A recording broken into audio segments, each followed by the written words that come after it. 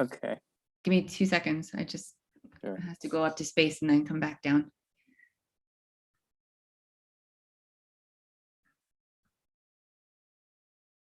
All right, here we are.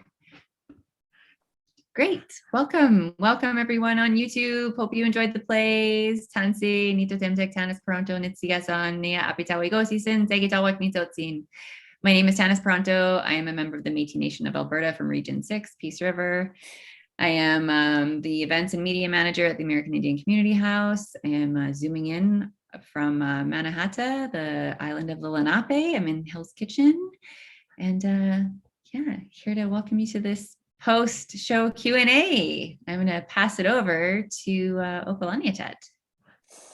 Thank you, Tanis, and Kwam Kamal Mohemo. Greetings, everyone. I am Ryan Opalaniatet Pierce. I'm a member of the Nanticoke Lenni Lenape Tribal Nation, and I'm coming to you from the island of Mannahatta, also known as Hell's Kitchen in Manhattan in New York City. And I'm also a member of the American Indian Community House and founder and artistic director of Eagle Project, and I'm so thrilled to be here this evening. Why don't we, should we pass it around to everyone to let them know their name and where they're from, or would you like to just... Yeah, why not? Sure, okay.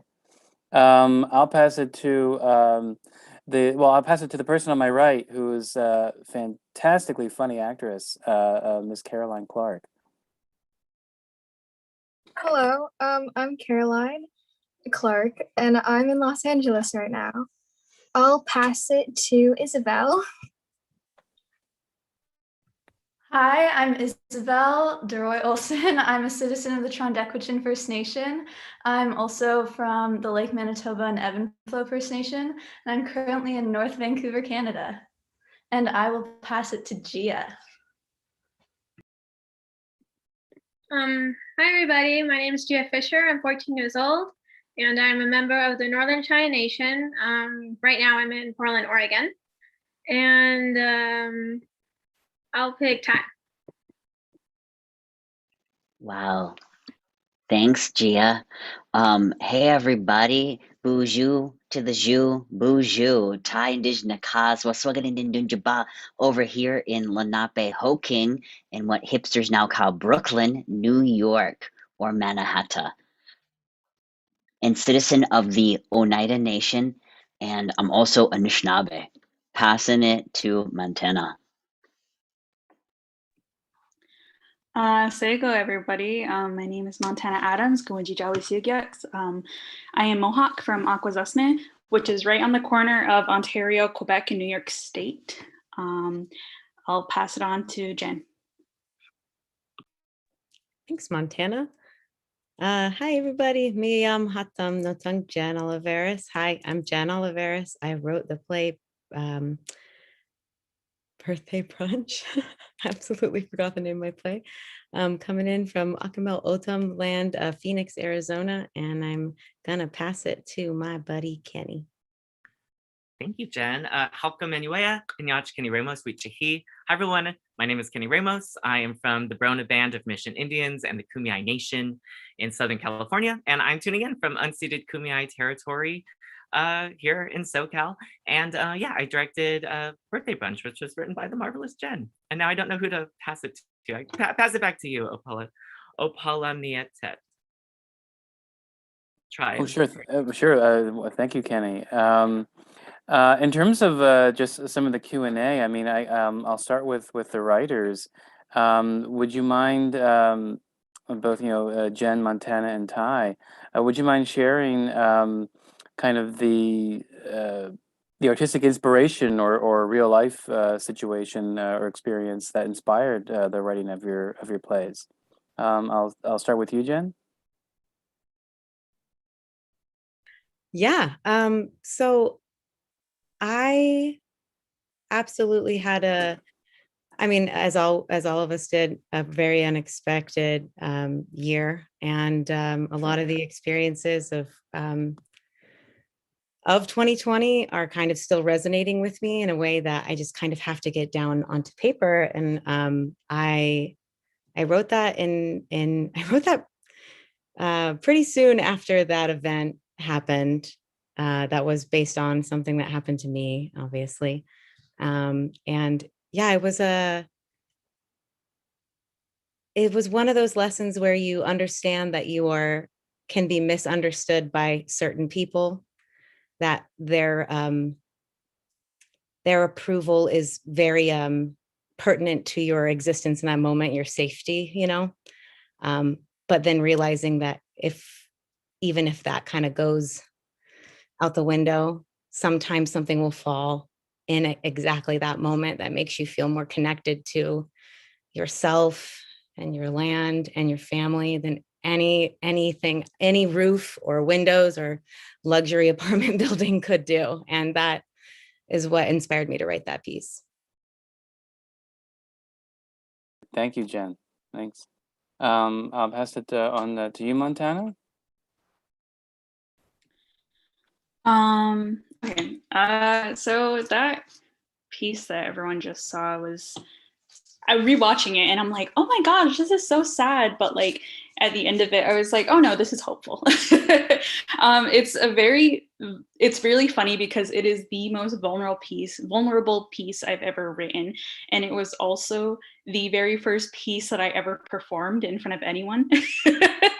Like that I wrote myself. Like I've done performances before, but it was very coming from a place of like, this is the first time I have my writing on stage.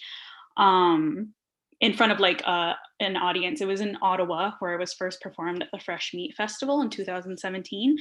And it kind of came from, I really like the story of the Cornerspell, which is a Haudenosaunee story that I realized after kind of looking at it, I realized that the whole message behind it was about vanity and how we as people cannot put our physical like appearance as kind of more important than the gifts that we bring as individuals. It's something that I had to keep reminding myself of. And it was like during a time whenever I was kind of really reflecting on like physicality within acting and physicality within just being on stage. And I became super hyper aware of the insecurities that actually really kept me from actually being myself on stage and allowing myself to really feel any parts or to really connect to the text because I was so caught up in my own physical appearance.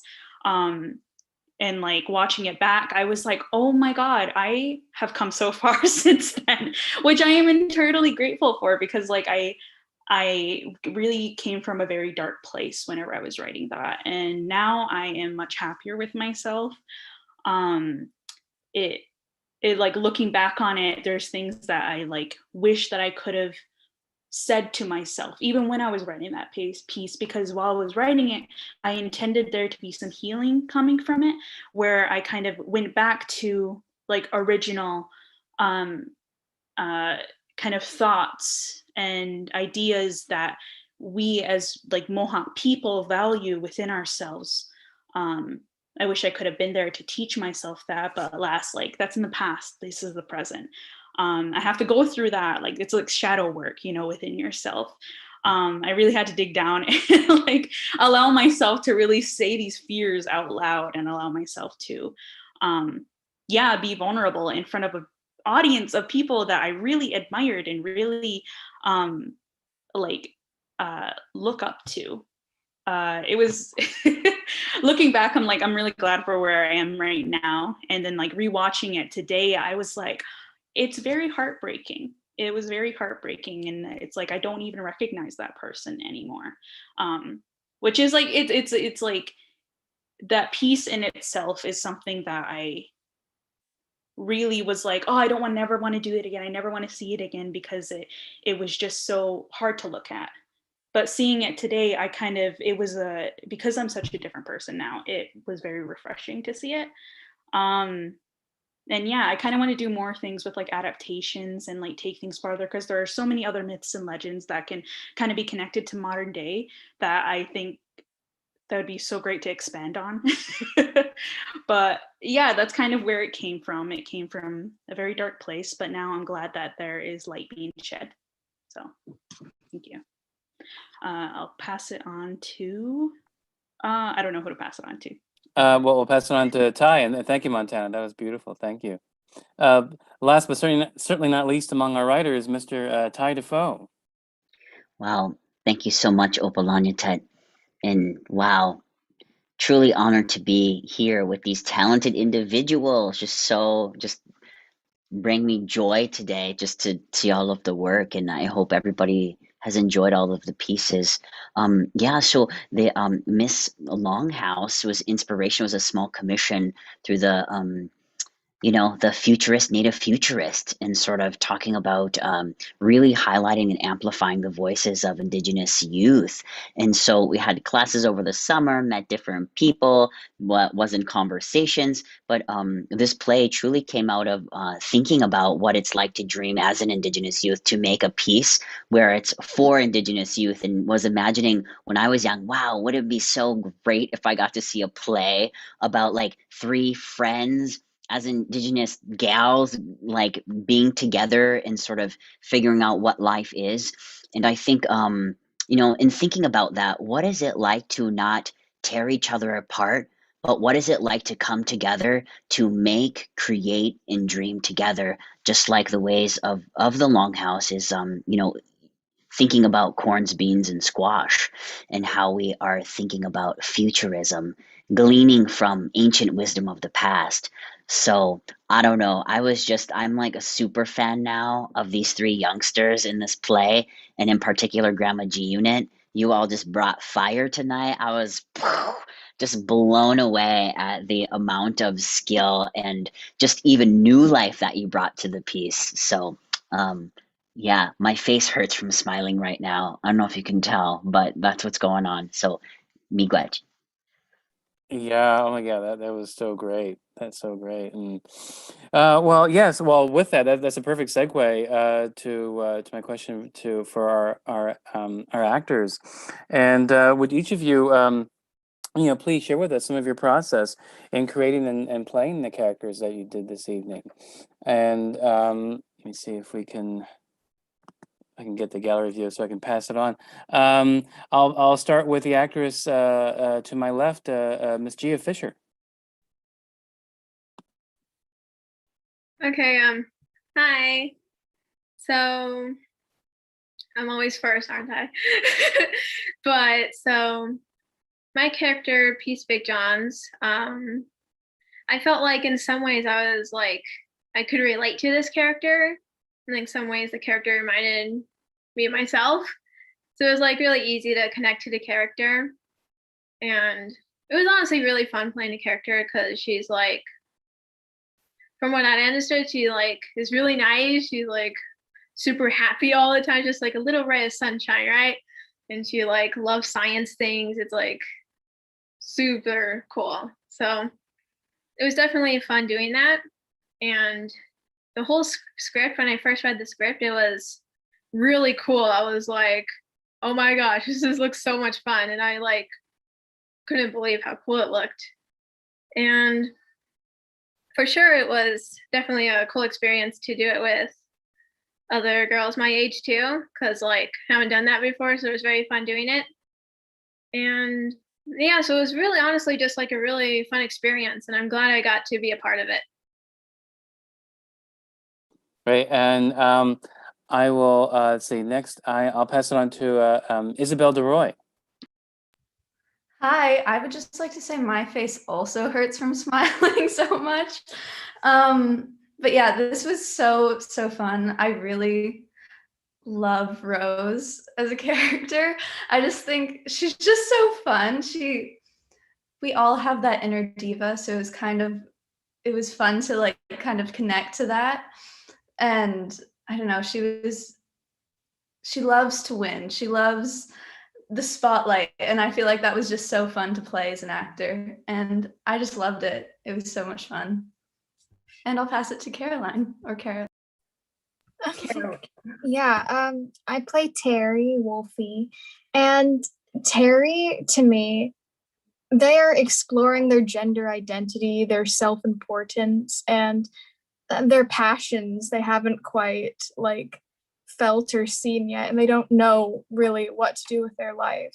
And I think that really explains like what childhood and being a child is, like exploring your passions, finding out who you really are throughout the course of your life. And those friendships you make along the way really impact who you are as a person.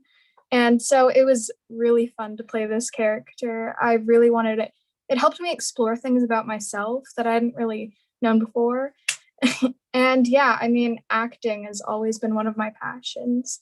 And just like being able to be in another headspace where you don't really know where you're at this point really is humbling. So yeah, thank you. Great, thank you. Yes, we'll give our actresses another round of applause. Yeah. And I believe we have one director with us this evening, Kenny Ramos.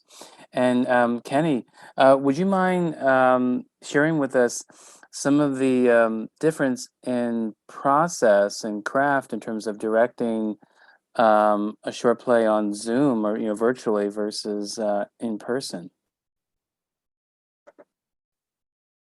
Oh my gosh, thank you for that question. I don't know how much I can answer because I'll just be real. I've only ever directed over Zoom. I've only directed during the pandemic time. This is actually my second short play that I directed. The first was last fall, but I have assistant directed before, and I think I have a lot of curiosity just about what even is direction, kind of the smoke and mirrors of what it even is. And I was really appreciative of just the opportunity to be able to collaborate with these like wonderful, powerful, strong, like amazing, even legendary Native women. Like Gloria Miguel was just like, oh my gosh. And then on this really great play that's written by another California Native artist, my near and dear friend, Jen. And I was really grateful for the opportunity just to collaborate and build something together in this virtual space. There is limitations to it, but I think we, together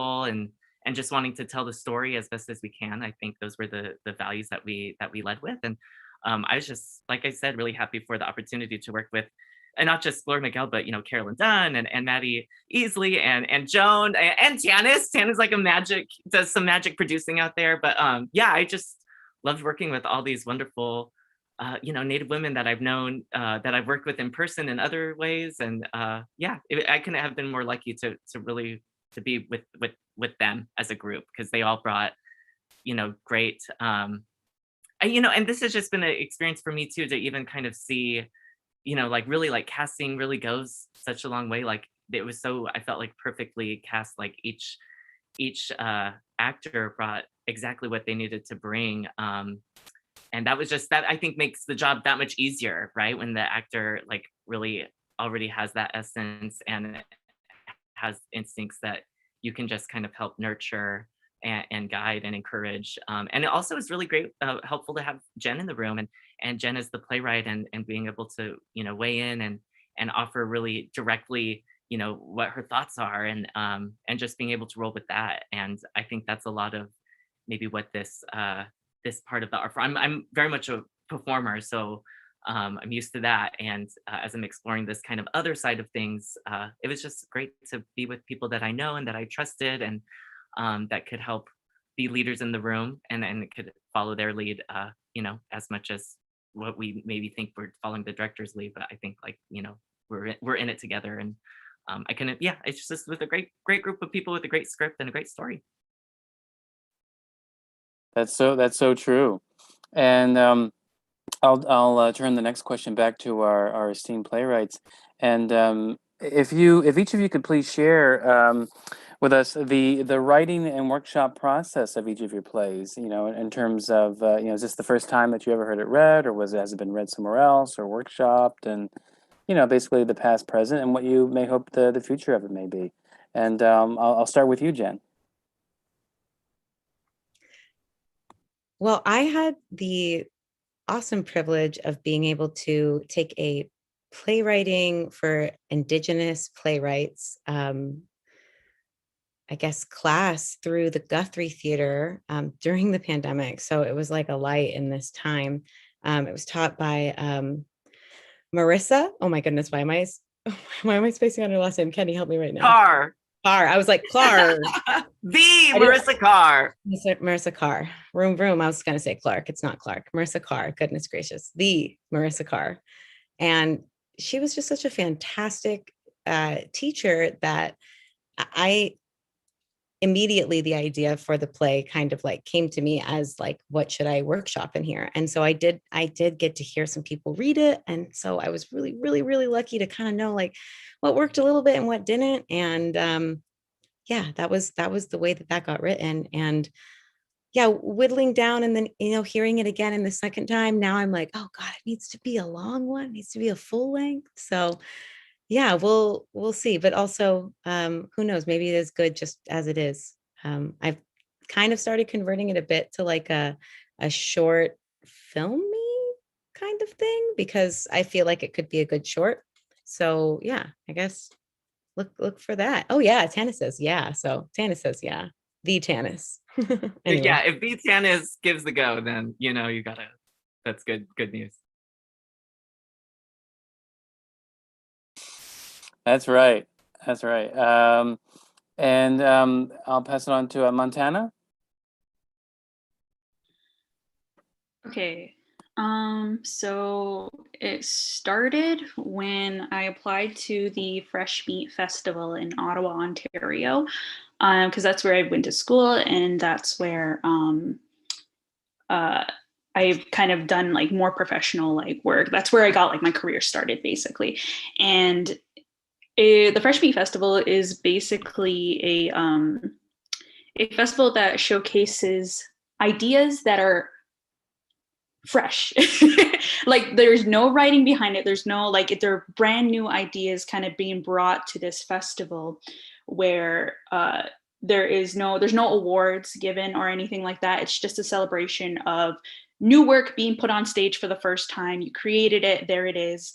Everybody gets to celebrate it, and then it's a really fun time. And I attended the festival a couple of times before that, and then I'm gonna put myself out there. I'm gonna try to put an adaptation of a Mohawk legend, one of my favorite ones, which is what ended up being. And I was like, okay, that's the idea I have. And then they give you like a few months to write it, and it's usually about 20 minutes long. And they give you like a little bit of money for your creative team. And yeah, I was able to, I wrote this, and I was like, I can't direct this. It's way too personal. It's way too vulnerable. I cannot direct this myself without it being like me getting in my head about it. So I asked one of my very close friends, her name's Robin Brace. She lives in Peterborough right now, Ontario. And she agreed to direct it. And then I asked another friend, Emily Sege, who is Anishinaabe, and she also lives in Ottawa. And then I was also an actor in it. So I was the doll, Emily was the woman, and Robin directed it. And I was really glad because like we were all, both of us were native, me and Emily were native, and then Robin is Lebanese. So we all had this collective understanding of what it meant to not be the beauty standard, and to have these feelings of insecurity come from, just being surrounded by like these standards that we can never live up to, because we're not white. And like it's just plain and simple, like that's basically what it came down to. And then it got put on, and it was great. I had a lot of warm reception to it.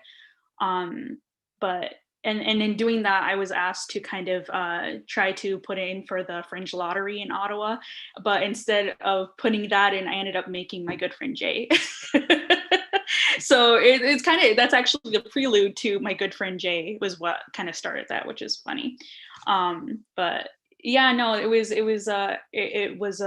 made up of a lot of people I trusted, and that's what kind of led to it. So I don't know, big thank you to everybody who helped with it. Thank you. Yeah, that's a beautiful story. Thank you, Montana. Yeah. And Ty, please passing the baton on to you. Thank you so much. So yeah, this was workshop with the Native futurists. So it was all Native youth over the summer. They got, done with their classes and they had a showing afterwards. So every week, woof, the acting was fire from youth from across Turtle Island. And so, it was really great to be in those rooms because I think it was, listening to youth's voices and texts and stories. And so it got truly workshop there. And what was really one of the best things that could ever happen is being in dialogue with people to create characters.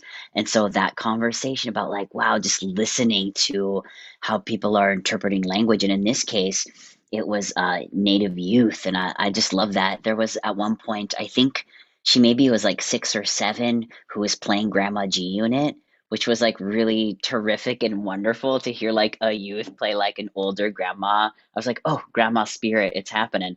So it was great. So it was like all youth also playing the adults too, and that was really quite terrific. And then also just letting language sit and character sit to stew, right? Like making a great, I don't know, something you're going to eat.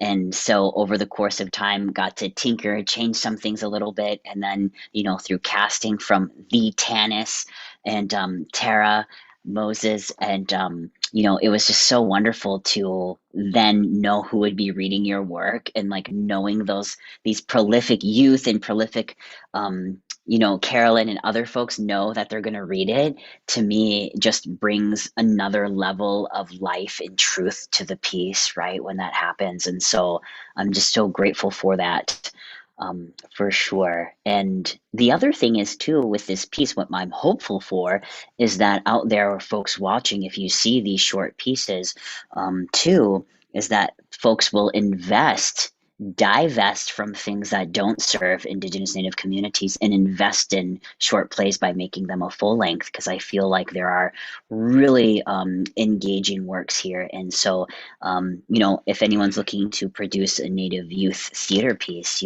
I'm all about having and conversing about that and having a dialogue, and or contacting any one of these fine young actresses for their piece as well. So really looking forward to the future. So true, Ty. Yeah, absolutely, absolutely, yeah, yeah. Because I mean, the lifeblood, right, of much of Native theater, right, is starts in terms of the stories and putting the stories together, and that's so true. Oh yes, I do want to give a shout out to the other directors that are not here, right, which is correct me if I'm wrong, Tanis, but Vicky Ramirez, right, and Tara Moses. So we also Yeah. want to give a great big Wanishi thank you to them for doing a really wonderful job. And so now turning to our actresses, would you please share with us and our viewers, just a little bit of your experience in theater and acting, and anything about that you'd like to share with us? I'll start with Gia. Okay. So just want to say again, it's very fun playing piece. Just like this is a really fun experience. But like as an actor, like I think acting is like really cool. Like you bring a character from a piece of paper into life. Like you get to be that character. You get to be somebody else. You get to bring that person out there and bring all the vibes. So it was honestly like really fun. And I hope I did a good job bringing out Piece's energy. And yeah, just like acting in general is like honestly really fun.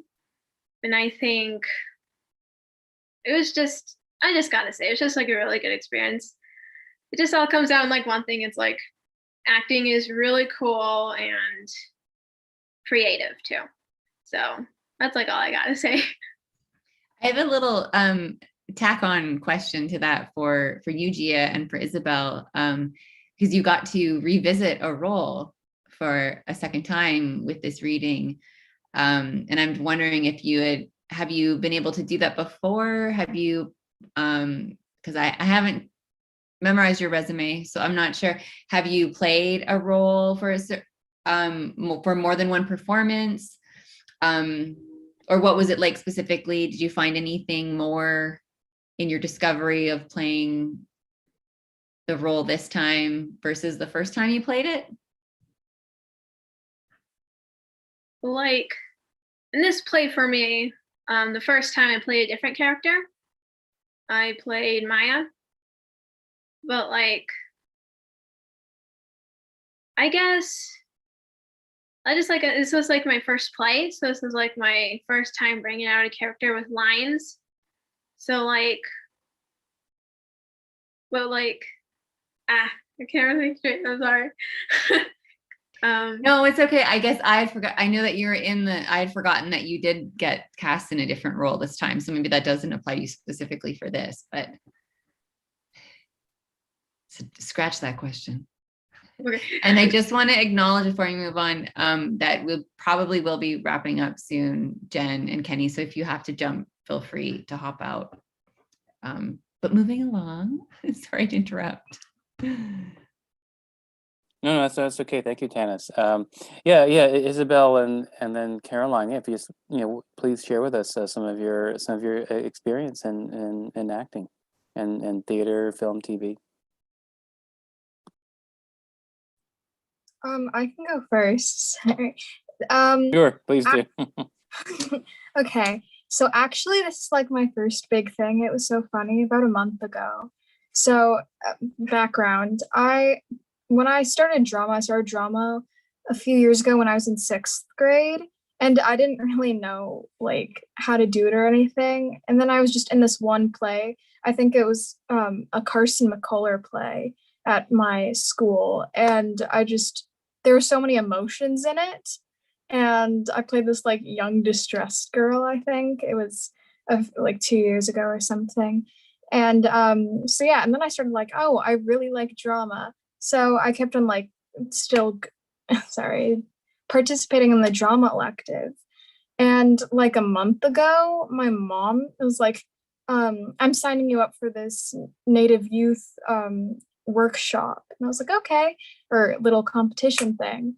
And then a few weeks later, I think Tara Moses, our director, like got me into this, or I might be misremembering this. I'm sorry if I am. This play work or like little play theater and called Red Eagle Soaring with Kenny and Jen. I'm actually in one of Jen's plays there. And then like 2 weeks after that, I got another email. It was like, hey, do you want to play Terry?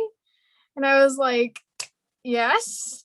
So yeah, it's actually in like a few months I've been like, I was like here and then I'm like here in acting. So it's all kind of new for me, to be honest, but I'm so excited. And this play was really great. And like, I loved it so much. Yeah, I'll pass it on to Isabel now. Yeah. This was also my first role that I got. So that was it was a really cool experience. I started with this play last year with the camp kind of thing that we did, and playing Rose back then, it was so fun, and getting to revisit the character was so cool. I remember getting the email about getting to actually perform again, and I got really excited. I feel like it's so cool to finally get a role, and the extent of my acting resume, I guess, right now is basically just self-tapes in my sister's bedroom. So I feel like for the past couple of years, I've really gotten into acting. And so, weekly self-tapes and just constantly getting to do something that I love is really, really great, and finding something that I'm passionate about. And yeah, this has just been such an amazing experience playing Rose. I love her. She's great. And yeah. Ooh, wow. Well, I must say, like, I'm feeling so delighted about the future of Native theater tonight. Oh wow, I'm so happy and so hopeful. Really, really am. Tanis, do we have time for one more, or should we wrap this up right now? Yeah, go for it. Mhm. Over it. Okay. Just, I'm not exactly sure how much more time we have, but I would love to go around to everyone that we have here right now. And if you wouldn't mind saying in one or two sentences, what Native theater means to you, and what your hope for it may be going forward. I'll start with Kenny, and we can just pass it around. Lead us off, Kenny. Thank you. Oh my gosh, what a big question. What does Native theater mean to me? To me, I mean, it's it's the future, and it's an exercise of our sovereignty over ourselves and our stories and our narratives. And it's like it's time for we're our communities and cultures and nations are so diverse, and we have so many stories, and so many experiences, and Native theater to me is like the place where we can tell those stories, and in a good way, and just uplift our communities and our nations, and who we are, and our identities and our experiences, and I think through it we can honestly I feel like we can change the world, we can change society, we can highlight indigenous ways of knowing and indigenous knowledge as as a mechanism to inform our future and where we're going, as a whole. And yeah, I love Native theater. And please pass it on. Oh, popcorn. Okay, yes. Well, I'll popcorn to Jen, my playwright sister. We're often on Zooms and I get popcorn too quite a bit. So I will say anticipated this just a little bit. But how can you follow that? Honestly, how can you follow that? Perfectly succinct and descriptive of the necessity of Native theater. I think today I'm thinking a lot about, it's Earth Day. And so often that holiday is ignores the Indigenous perspective and the Indigenous ways of life that took care of this continent. I mean, I'm speaking from a North American perspective, but took care of this continent for thousands of years. And then settlers came along and did their thing. And I think with what Kenny so eloquently described, the power of Native theater can help change minds in a visceral and like live kind of way, even if it's on Zoom. Hearing someone in the moment speak to you and hearing stories and hearing just, I mean, the way that my play was set this is why it needs to be a full length. Yes, as Ty says, there's so many plays that needs to be sponsored to be full length because there's so much of a story to the specific piece of land that my piece took place on. And I think healing our relationship to the land is the way that we heal the world. And happy Earth Day, but make it Indigenous. So I'll popcorn it to one of our youth, my little Caroline, who I just am loving your background so much. Oh, thank you. Yeah, I actually put all those pictures from like the New York Times on my wall.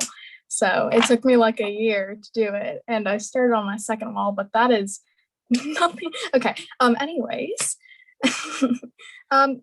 Native theater to me means passion, fulfilling your passions, exploring who you truly are as a person. And a Native American, I mean, it's like trying to make yourself feel smaller. Overall, you try to make yourself feel smaller if you don't have those things that really push you to be a bigger person. That sounds so weird and messed up. But really, I think it's so interesting to be able to find yourself in what you love. And Native theater is what I love. So yeah, it's really fulfilling your loves and passions and dreams and hopes. And I'll pass it on to Gia. Hi again. What Native theater means to me, I think it's a cool way to keep telling traditional stories and keep it alive. And I think it's also like another cool way to meet other Indigenous people who are also interested in this work as like writers, directors, and actors. I think it's a really cool way, and I hope it continues, and I hope it gets bigger and bigger and stuff. Yeah. I'll popcorn it to Isabelle. Okay, so what Native theater means to me is it's such an amazing community and I'm so new to it, so it's amazing to get to explore that. And my aunt is a part of the Indigenous arts community, so seeing her do that and then getting to find that for myself and my place in it is really amazing. And yeah, I just love meeting all these new people, and it's so amazing through Zoom how you get to meet all these people from all over the place that you might not have gotten to meet. But yeah, I think it's just amazing, and I'll go to Thai. A Native theater. I gotta say, the 3 L's. Native theater is life, Native theater is liberation, and Native theater is love. Passing to Tanis. Native theater is everything that was so beautifully said, of course, up till now, and is reclamation and land back, hashtag land back in the theaters. Hand it over. We're coming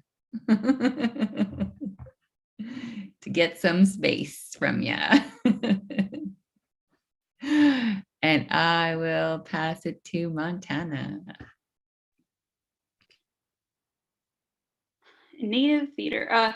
It's funny, in Canada they always say Indigenous theater, and I just think it's really funny that those words, like, it never really defines us. Like, they're always words put upon us, and it's always words that like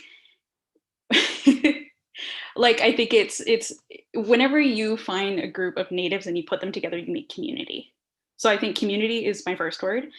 And my second word is healing. So I think by allowing ourselves to kind of have space and to reclaim these spaces allows us to reflect back upon ourselves. So I think healing is my second word. And I had all this time to think about this. Like, and I think the last word I am going to say is survivance. You know, we're still here and we're going to stay here and for a really, really long time. So, yeah. Great. That's so true. And I think the only thing Native theater means so many things, and it means everything that was so beautifully articulated and said right now. It's so wonderfully expressed. And the only thing maybe I could maybe add to that is that it's taking an art form that so many times now like is looked upon as like a colonial art form and making it our own, and which was certainly done tonight.